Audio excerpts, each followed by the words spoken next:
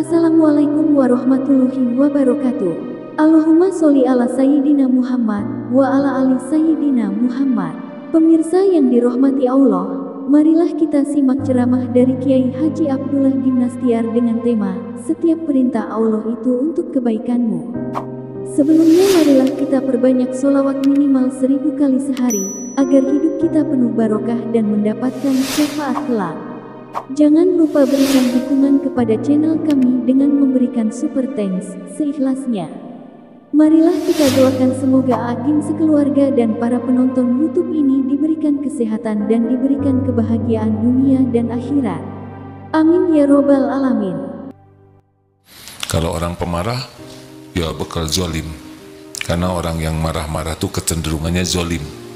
Kalau bicara tidak baik, nadanya tidak enak, raut mukanya tidak elok dilihat, kelakuannya tidak jadi contoh, keputusannya pasti zolim. Makanya penting sekali pemimpin itu yang takwa itu bisa menahan amarah. Penting sekali. Saudara cari saja yang paling bisa mengendalikan amarah. Wal'afina anin nas, memaafkan, gak ada dendam, gak ada sakit hati yang tidak sesuai dengan tuntunan. Ada, kita boleh marah, tapi marah yang Allah juga marah kepadanya, kita ikut marah boleh. Tapi kalau urusan pribadi, maafkan. Wallahu yuhibbul muhsinin. Orang takwa itu baik. Kalau orang baik tahu apa yang kalau orang itu baiknya asli apa ciri khasnya? Orang baik itu hatinya nyaman. Orang baik itu nyaman. Orang baik itu karena hati yang baik. Kalau hatinya baik, dia akan nyaman. Nah, nyamannya ini akan memancar. Jadi orang-orang yang di sekitarnya akan ikut merasa nyaman. Tapi kalau hatinya tidak baik, dia tidak nyaman dengan dirinya. Nggak enak, sombong itu tidak nyaman hadirin. Dengki itu tidak nyaman. Ria, pamer itu tidak nyaman. Ujub, merasa diri hebat itu tidak nyaman. Kalau di sini sudah tidak nyaman, maka aura yang memancarnya juga aura tidak nyaman. Kenapa kok ada itu gangster banyak yang mengagumi? Karena sama-sama tidak nyaman. Jadi yang error juga ada yang suka, yang sama errornya. Namanya group error together ya. Nah, orang yang nyaman itu jadi curiga, awas ya.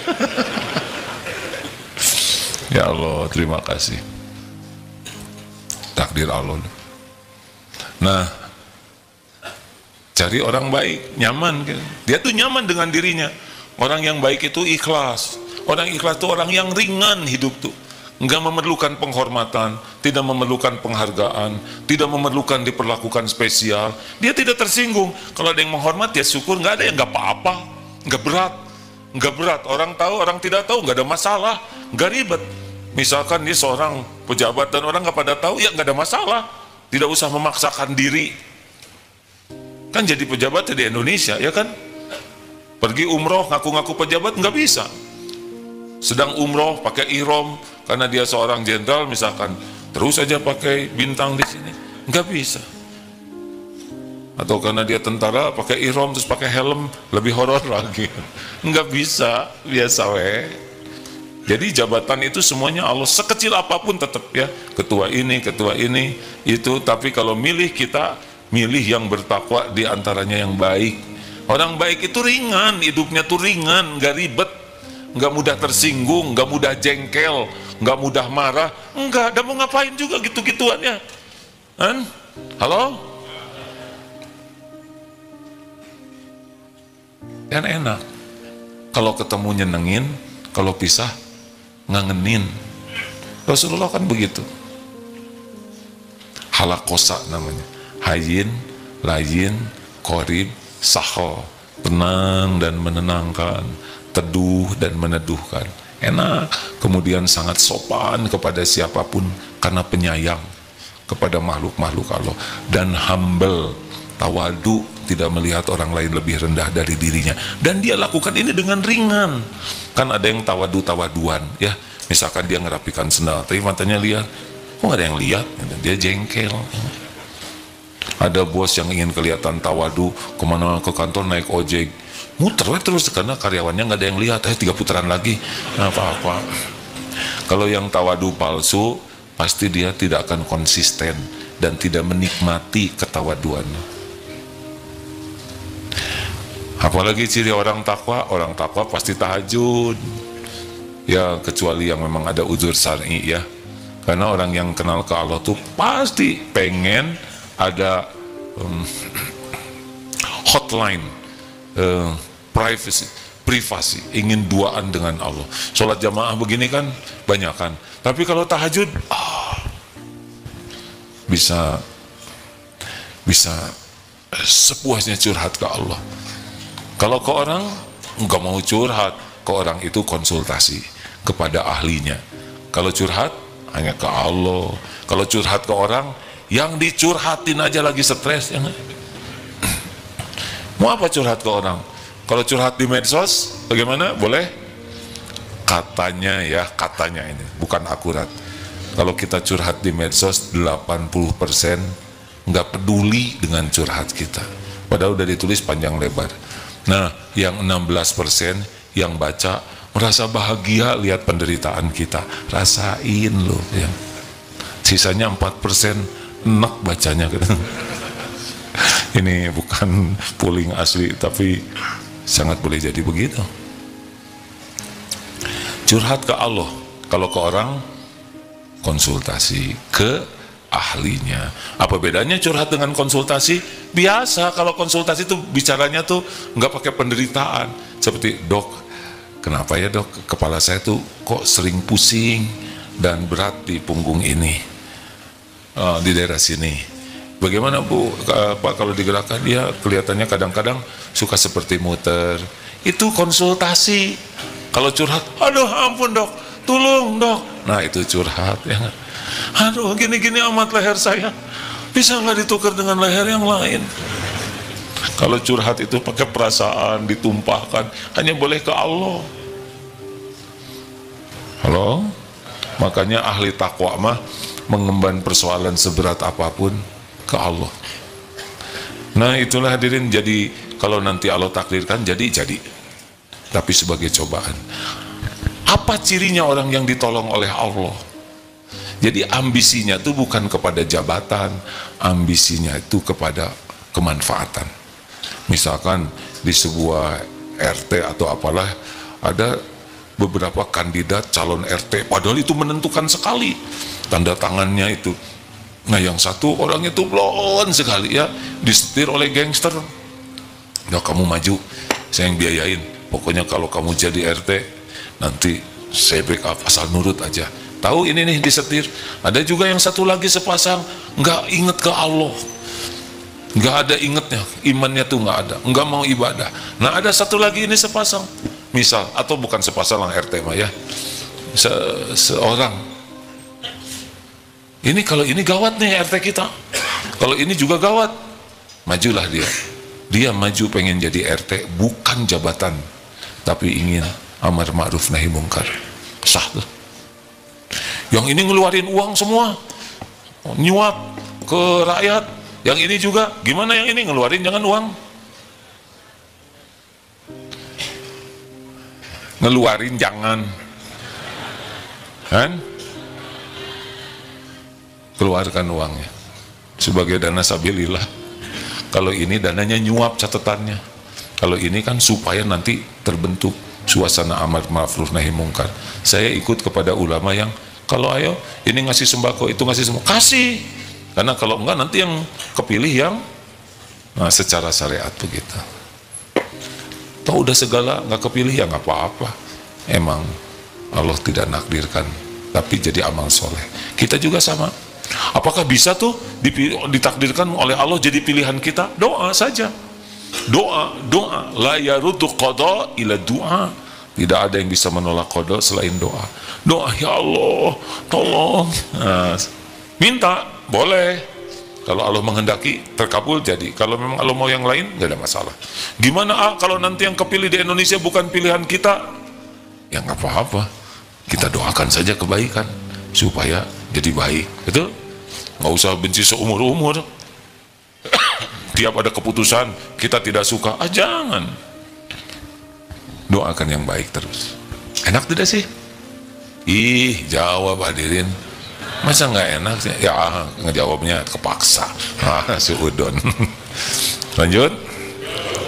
Kalau Allah mau nurunkan gimana? Ya diturunkan. Misalkan ketua titik-titik ya.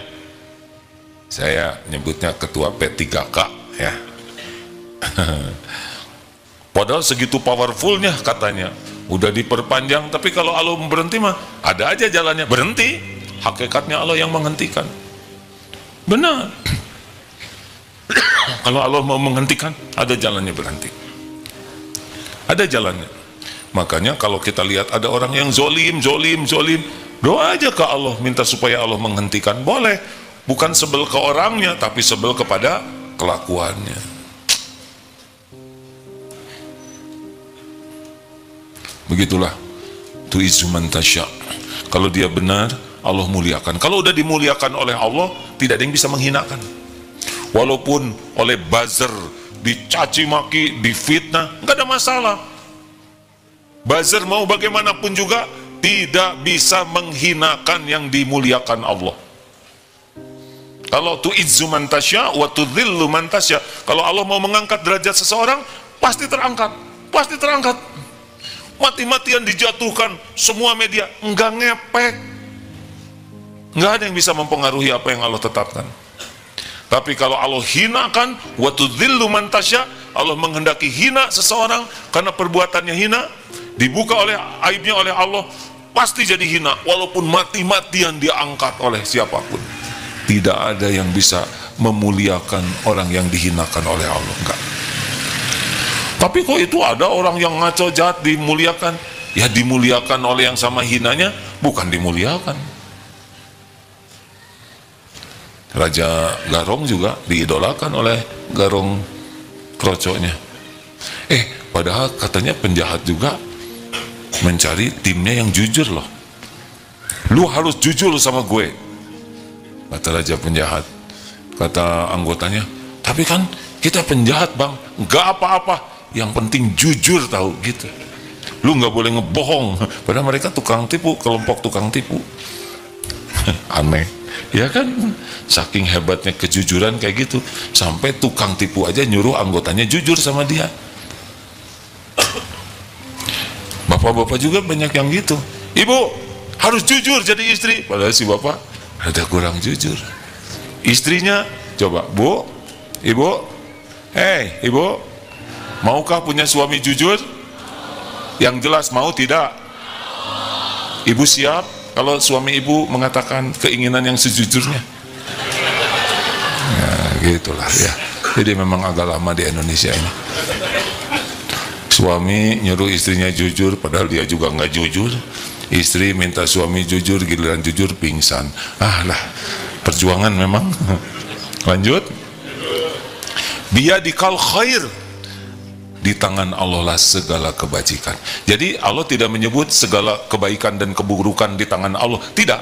Tapi semua nikmat, semua keputusan, semua aturan Allah itu baik. Apapun yang Allah lakukan pasti baik. Walaupun orang itu kena siksa, kena azab, karena dia adalah buah dari pilihannya sendiri. Oleh Allah diberi petunjuk, oleh Allah diingatkan, oleh Allah dikasih makan, kasih minum, dikasih doa begitu banyak, dia tetap mengkhianati Allah. Dia milih jadi orang yang tersiksa. Jadi siksaan itu bukan buruk dari Allah, tidak. Semua apapun yang Allah lakukan baik. Baik. Nabi Yunus Nabi Yunus 3 kegelapan, gelapnya malam, dikecemplungkan ke dalam gelapnya lautan, masuk ke dalam ikan, gelapnya perut ikan. Ini super gelap. Doanya apa? La ilaha illa anta subhanaka inni kuntu minaz zalimin. Tiada ilah yang berhak disembah, tiada Tuhan yang berhak disembah selain Allah. La ilaha illa anta, selain engkau. Subhanak, Maha suci Engkau ya Allah. Apapun yang Allah putuskan, apapun yang Allah tetapkan, apapun yang Allah takdirkan, semuanya sempurna. Tidak ada yang jelek, tidak ada yang salah, tidak ada yang kurang, tidak ada yang meleset. Sempurna, di atas kesempurnaan apapun yang terbayang oleh kita. Maha sempurna dibanding kesempurnaan yang terbayang oleh kita sebagai makhluknya. Jadi bayangkan, sudah begitu beratnya, tetap berbaik sangka. Inni kuntu minaz zolimin. Saya ya Allah, manusia zolim itu saya. Bayangkan, masuk dalam perut ikan, gelapnya malam, gelapnya laut, tetap menganggap ini perbuatan Allah yang terbaik baginya. Yang buruk adalah dirinya. Keluar tuh dari kegelapan itu. Makanya itu Ismul Azam. Kalau adik-adik jamaah dalam kesulitan, baca doa yang tadi. Tapi hatinya harus meyakini ketauhidan, husnuzon ke Allah, ngaku kezaliman diri. Nabi Adam diturunkan dari surga ke bumi. Syariatnya kan itu ditipu oleh iblis.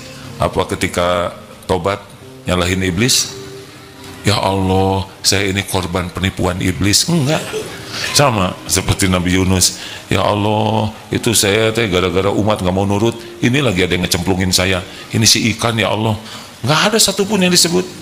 Yang ada adalah Maha Suci Engkau, saya makhluk yang zalim. Lihat Nabi Adam. La ilaha illa anta.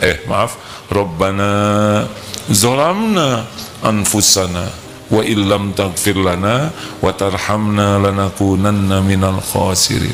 Ya Rabb, Tuhan kami ngaku kami zalim kepada diri kami sendiri. Enggak nyebutin yang lain-lain.